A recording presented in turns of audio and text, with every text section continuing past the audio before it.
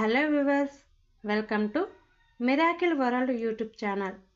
I am your Manusri. All right, so today we're gonna dive into something a listener sent in. Okay. And it's called Wise Man Advice.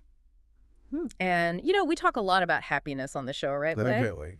Um, and I was interested in this because, it's framed as like a story. Right. And sometimes it's easier to learn something through a story than just, Yeah. straight up advice, right? Definitely. I mean, our brains are kind of wired for narrative, right? Yeah, yeah. So it makes sense that, these little nuggets of wisdom passed down through stories often stick with us. Yeah, and this one really resonated with me, so I wanted to kind of unpack it with you today. Awesome. I'm excited to hear it. So the story starts with this father. He sends his son, on this quest to find the secret of happiness. Okay. Classic quest narrative. Yeah, and he has to find the wisest man. So where does he have to go to find this wise man? Well, that's the thing, right? He travels for, I think it says like a long time, to this like beautiful castle. Oh, wow. Up on a mountain. So you're thinking, secluded wise man kind of in quiet contemplation. Exactly. Yeah, like I'm picturing, mountaintop monastery vibes. Right, right. But then when he gets there, it's like the opposite of what you'd expect. Oh, really? Yeah, it's not quiet at all. It's bustling with activity, like tradesmen and musicians and conversations. Huh. That's interesting. So it's like a lively hub. Yeah, totally unexpected, right? Definitely. So anyway, he finally meets the wise man, and, you think he'd launch right into some big philosophical lesson. Right. But instead, he gives the son this, like, really strange task. Okay, what is it? He hands him a teaspoonful of oil and tells him to walk around the castle for 3 hours. With the oil? Yeah, without spilling a drop. So like a test of focus and mindfulness.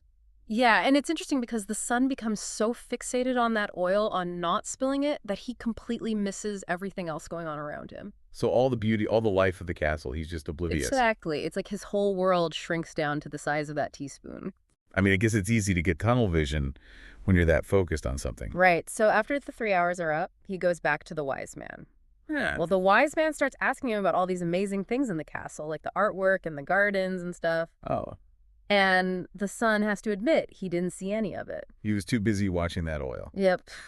Totally missed the point. So what happened next? So then the wise man tells him to explore the castle again. Still with the oil. Yeah, but this time he tells him to actually pay attention to the beauty around him. Okay, so kind of like a second chance. Exactly. So this time the son really takes it all in. He notices the artwork, the gardens, the views from the castle walls, like everything. So he's fully present this time. Yeah, completely different experience. I bet. But then when he gets back to the wise man, the wise man asks him about the oil.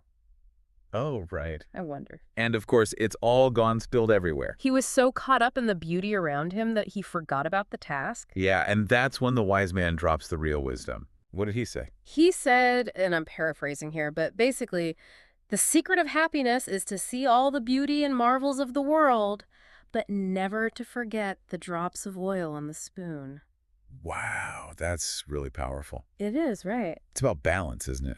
Yeah, like you have to be engaged with life and appreciate the beauty, but also stay mindful of your responsibilities. Absolutely.